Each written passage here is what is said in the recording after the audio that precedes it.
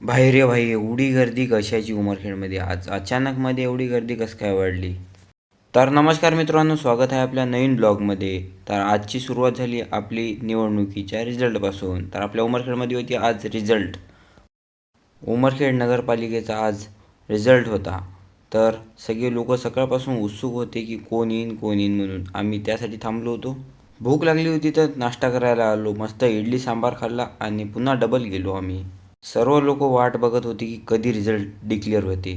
तर सर्वजण नुसते बघत होते कधी लागन, कारण की आतमधून कोणालाच काही माहिती नव्हतं आणि उमरखेडमध्ये खूप मोठा सस्पेन्स होता यावेळेस निवडणुकीचा. त्याच्यामुळे लोक सगळे कन्फ्यूज होते. त्यानंतर आम्ही आलो बदाम शेक प्यायला. सर्वजण बदाम शेक वगैरे पिला. पुन्हा वापस डबल तिथंच गेलो आम्ही.